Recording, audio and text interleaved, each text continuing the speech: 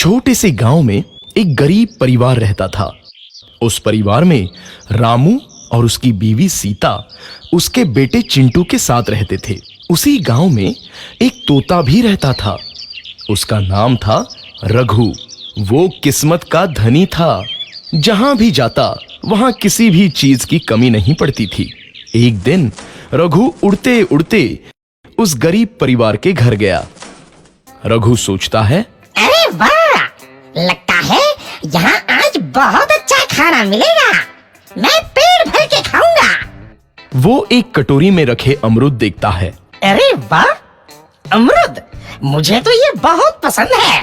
मैं तो इसे पेट भर के खाऊंगा। रघु तोता अमरूद खाने ही लगता है।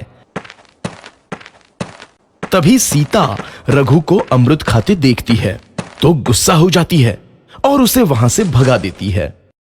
भाग यहाँ से, न जाने कहां से आ जाते हैं। मैं तो परेशान हो गई हूं इनसे। सीता के भगाने के बाद रघु चुपचाप से एक कोने में रहता है। धीरे धीरे उस परिवार की बरकत होने लगती है। एक दिन रामू और सीता खाना खाते वक्त बातें करते हैं। आजकल हमारी बहुत तरक्की हो रही है, काम भी अच्छा चल रहा है। रामू कहता है। इस पर सीता कहती है, सच कहा, भगवान हमेशा ऐसे ही हम पर मेहरबान रहे।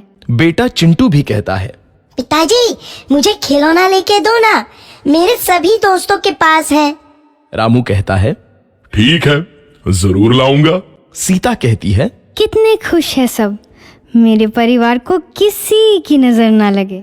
एक तरफ ऐसी बातें होती हैं तो दूसरी तरफ रसोई में रघु तोता भी अमरूद खाते रहता है। मजा आया, अमरूद खाया, मजा आया, अमरूद खाया, मजा आया। तभी सीता रसोई में आती है और रघु तोते को अमरूद खाते देख बहुत गुस्सा होती है। सीता रघु को बाहर निकालने के लिए पिंजरे में अमरूद रखती है।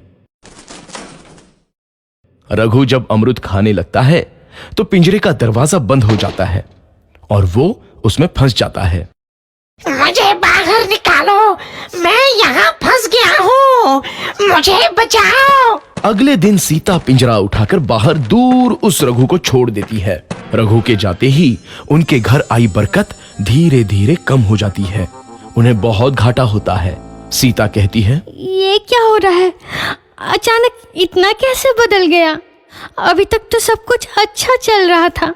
रामू कहता है, लगता है भगवान हम पर रूठ गए हैं। चिंटू भी कहता है, लगता है अब मुझे खिलौने भी नहीं मिलेंगे। और वो रोने लगता है और बाहर चला जाता है। कुछ दिन बाद रघु तोता फिर से उस घर में आता है। वापस आया, मैं वापस आया, अब मैं जमकर अमरूद खाऊंगा।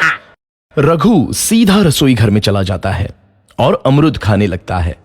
कुछ देर बाद सीता रसोई में आती है और रघु को देख कहती है, एक तो घर में पहले से इतनी दिक्कत चल रही है और ऊपर से ये तोता मुझे और परेशान कर रहा है।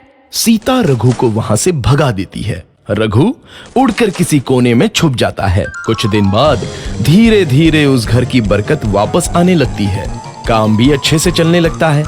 एक रात जब रघु तोता अमरूद खाने जाता है तो पिंजरे में फंस जाता है। ये लोग आखिर चाहते क्या हैं? एक तोते को शांति से अमरूद खाने क्यों नहीं देते? मैं कौन सा चोरी कर रहा हूँ? बस अमरूद ही तो खा रहा हूँ। तभी रामू वहां आता है और पिंजरे में रघु तोते को देख उसे बाहर छोड़ देता है। ये तोता भी कितना जिद्दी है, बार बार वापस आ जाता है। जैसे ही रामू रघु को छोड़ देता है, अगले दिन से फिर से उनके घर की बरकत जाने लगती है। काम में घाटा होता है। किसी को समझ नहीं आ रहा था कि ऐसा क्यों हो रहा है। रघु तोता घर आता है तो अचानक बरकत आती है और जब रघु तोता को बाहर निकालते हैं तो बरकत चली जाती है। एक दिन सीता रघु तोते के घर आने और बाहर जाने की स्थिति पर नजर रखती है। ये तोता जब भी घर आता है तो घर में बरकत आती है और जैसे ही ये घर से बाहर जाता है तो उसी के साथ बरकत भी चली जाती है। कहीं ये जादुई तोता तो नहीं है? अगली बार जब ये तोता घर आएगा तो मैं इसे कहीं नहीं जाने दूंगी। सीता रघु का बहुत इंतजार करती है लेकिन रघु तोता दोबारा उस घर में कभी नहीं आता।